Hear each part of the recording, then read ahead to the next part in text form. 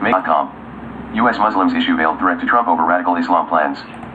Anyone who wasn't already convinced that the Council on American Islamic Relations, CAIR, was a group supportive of radical Islam will have a hard time explaining away their recent comments about the Constitution and folks speaking out against the blood-soaked religion.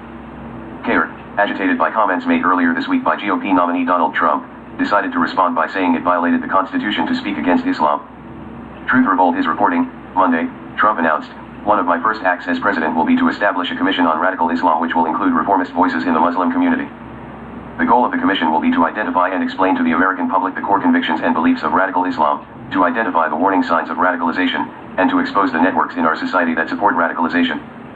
And we will pursue aggressive criminal or immigration charges against anyone who lends material support to terrorism." Advertisement, story continues below advertisement, story continues below. That threatened CAIR enough that it suddenly invoked a constitutional violation if that committee forms. Trump's proposal for a commission that would identify for Americans the tenets of radical Islam crosses the line into government interference in religious beliefs. Will a Trump administration entangle itself in interpretation of Islamic religious principles? Who will Trump appoint to decide what constitutes radical Islam? His current stable of Islamophobic Sikh advisors indicates that this commission would be packed with anti-Muslim bigots. This government promotion of a state version of a particular religion would violate the First Amendment and put America on a path to a society in which those in power get to choose which beliefs are correct and which are incorrect.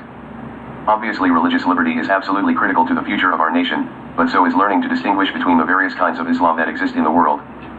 And anyway, don't you think CAIR would be delighted to point out how the Quranic verses inciting violence are factually incorrect, and explain how CAIR has no relationship whatsoever to the Muslim Brotherhood, even though CAIR was designated an unindicted CO conspirator in our nation's largest terror funding case and designated a terrorist group by the United Arab Emirates? Perhaps CAIR would be happy to cooperate with our own intelligence services and local law enforcement to root out these terrible people who pervert Islam and do bad things to CAIR's fellow citizens in the name of Islam. Yeah, probably not. H/T Allen B. West.